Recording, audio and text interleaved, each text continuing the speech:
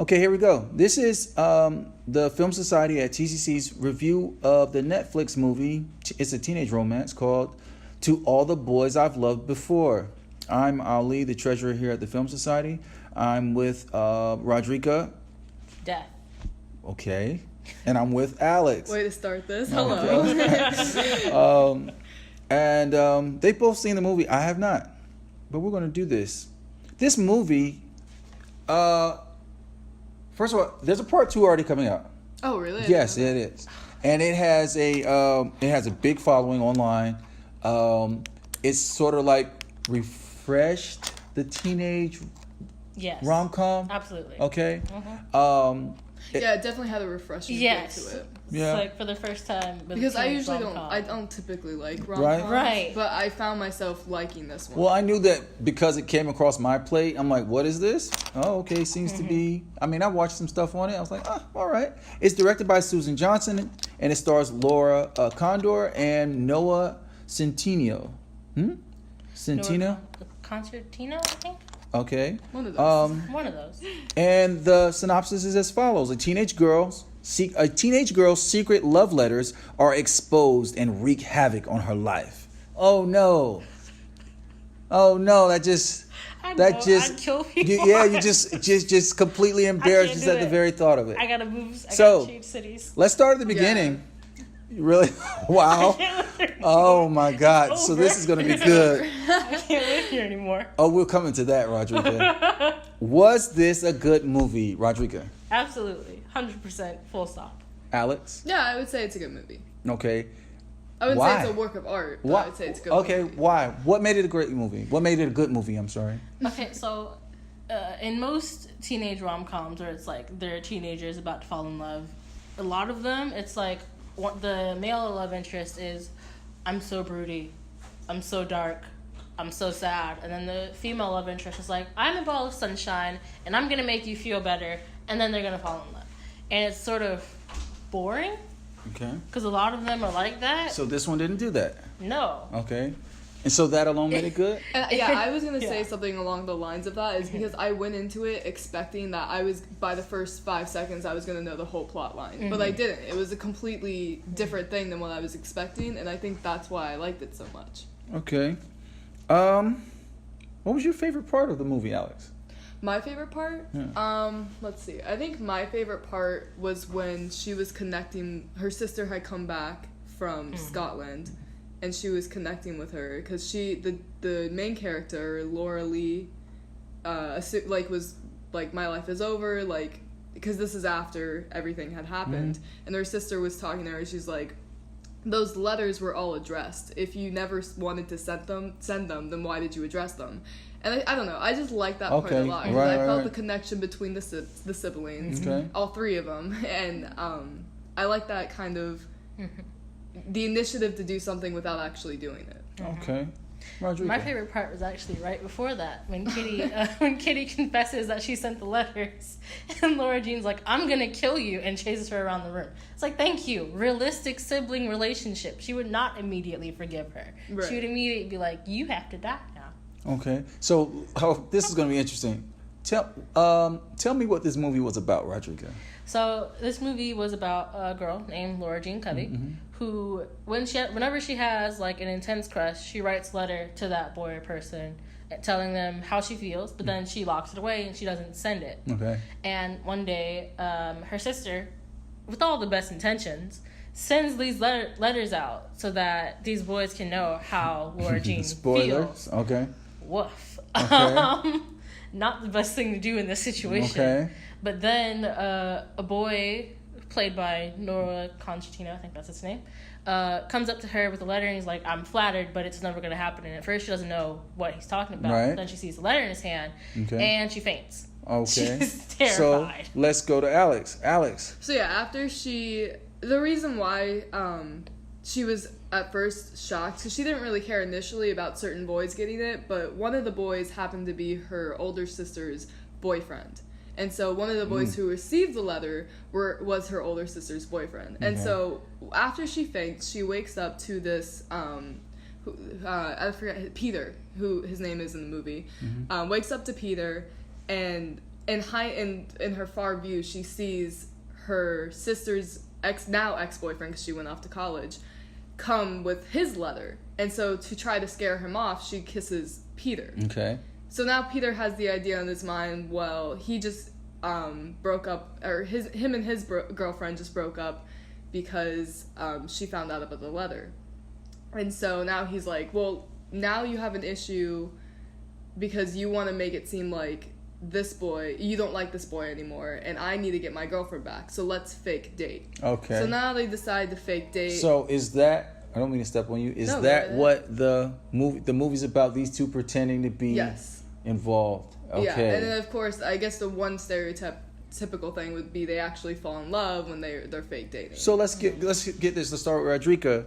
Was the depiction of love at that age, like at that in school, high school, did that ring a bell in your head? Up the whole wrong tree. I didn't even know it in high school. But I'm just saying, the depiction. Did you see that? Yes. Did you think it was? I did. Okay. Yeah, I think the petty jealousy and the like snide comments from other people, the fake relationships, yeah. You know, oh well, if we're fake dating, then we have to do this. We have to be seen holding hands, absolutely, or else nobody's gonna think we're actually dating. That's very high schoolish. Mm-hmm. Okay. Did the couple? Well, because this is a rom-com, right? These things don't work unless the couple has energy. Mm-hmm. Did these two characters, have energy when you saw them on screen? Did they belong together? Did you want to see them together? Yes. Alex, Rodricka, what do you say? Yes. Yes. I think they had really good chemistry. I like that. It was like, I assumed they were gonna try to make her like more of a nerd type, like they do in most movies, and she wasn't. She was just like a normal teenager. Okay. And he was too, and they would just have That's regular an interesting. conversations. So it broke that stereotype. What about you? Did you think it? Yeah, I think it was interesting because of how different they were. Because she was just a regular girl, and he was the supposed jock. But there was a scene when they were writing their fake relationship contract, and she was like, oh, you've never seen this movie, and he was like, oh, you've never seen this movie, and they're like, well, I guess we'll just have to watch all these movies. And I think that's cute, and I think that is what initiated the chemistry. Do you all remember what was on the contract? Yeah, it was no kissing. Okay. You have to go on the ski trip. Okay. I'm gonna write you poems. I think it was like once a week or letters, every day. Yeah, love letters. You have to watch Fight Club with me. I'll watch 16 Candles with you. Yes, that's exactly 16 it. Yeah. Candles, okay. And then it was like, I think break up by the ski trip. No, they didn't have plans to break up, but if they were still like together, they were going to go on the ski trip together, because that's what every couple does. Okay. Why was this contract important? I don't understand. Why was the contract important? Well, I think it's just important for Laura Lee, because she has never been in a relationship. And so I think this was just her being like, it's fake, it's not real, and this says it's not real. Because, like in every story, her mom had passed away, so she's afraid of letting people in.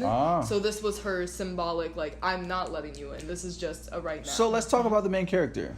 Laura Jean Covey.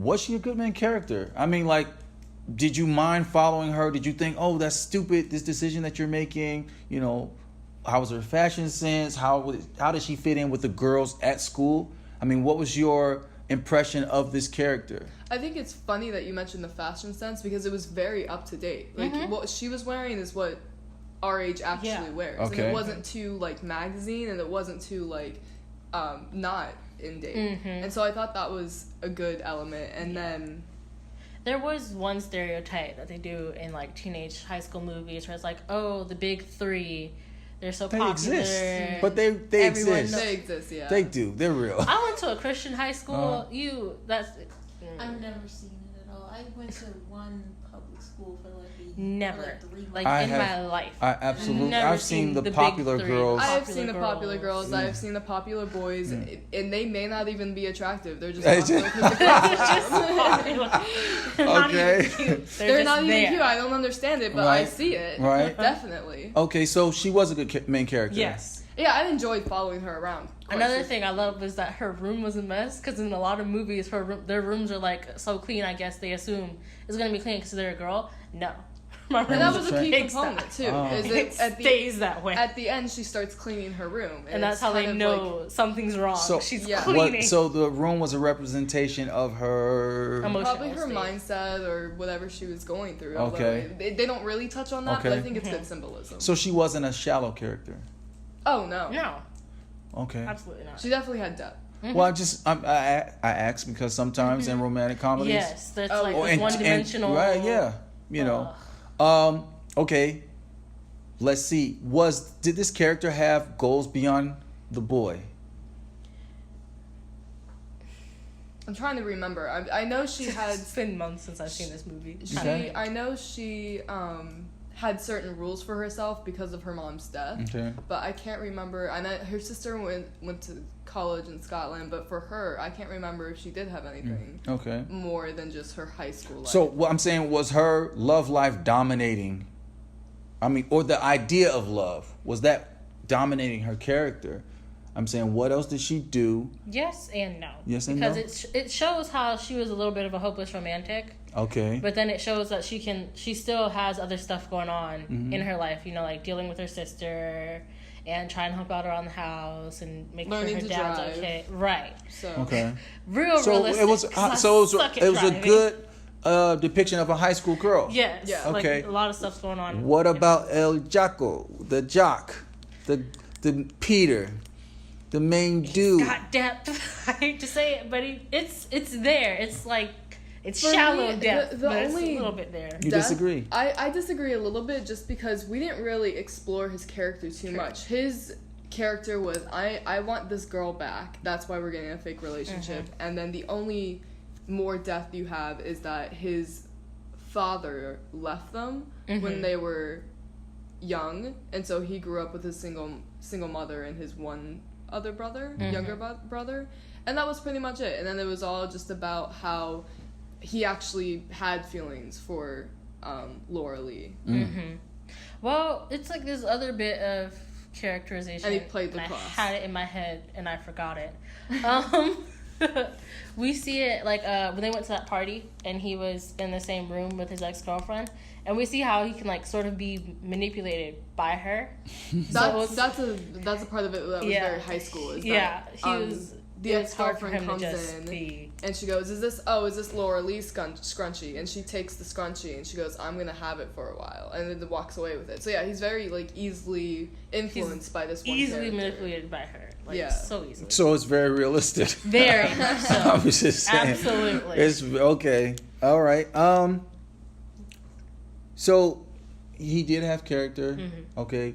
According to you. Yeah, All right. it's But minor, let's- but it's there. Okay. It's more than just. And did you see the ending coming? I think halfway through the movie, I definitely saw the ending coming. As soon as you catch on to the contract, Okay. because you obviously know from that point that they're gonna fall in love. Okay. Anyone who's read a fake dating AU knows they end up. Anyone who's done what? Anyone who's read a fake dating AU, they already know they're gonna fall in love. Okay. And It's everything just that's like- with fake Other dating. movies have done it too, where there's a Right. fake engagement or The a proposal. fake marriage, the Okay. proposal, yeah. So you kind of just put those two and two together. But at the start, I could have never picked that ending. Yeah. Really? Okay. That's good. That's good. Did you know? I know we spoiled it at the beginning, but did you know the little sister released the letters? I had a feeling, and then they revealed it, and I was like, I knew it. Was there a misdirect anywhere? Like it? Well, the idea was that her letters got released because her older sister encouraged her to throw some of her things out because her room was so messy. Okay. And so when her sister left, she was starting to put everything in boxes that she Okay. didn't want. And the idea was that the letters got sent to Goodwill, and then Goodwill sent them out. But no, it was little sis. Okay. I honestly feel like if you did have letters ended up sent to Goodwill, they just throw them away. Yeah, I don't feel Unless like you they get that actually mail them. one They just golden right. No, employee, they he's just throw like, them away. these things have stamps and an address on them. I'm going to do the Right. right thing. They just chuck them. For the It's like- dreadful question, Rodricka, Yes. what would you have done?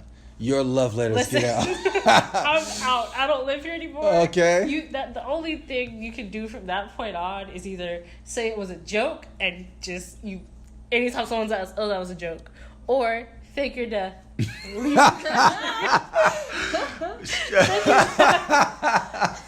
leave the country. Those are your only you options. watched this movie you were squeamish.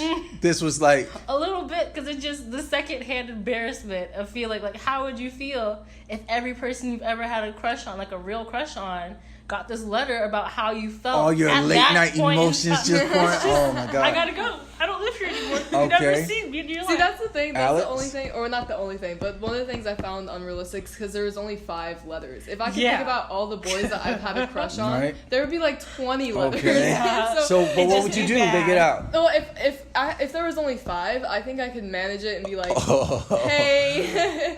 One of them was addressed to a camp, so one of the dudes didn't even get the letter. Oh no, he did. He got it at the end. Remember? Oh He came to yeah. the door. How did he get Did the camp just be like, I think he was in his camp. we're gonna uniform. send this to him?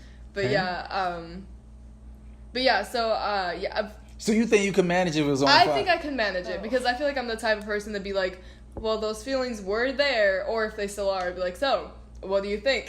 You know, like, I think I can play it off. But how would It you was all on feel- purpose.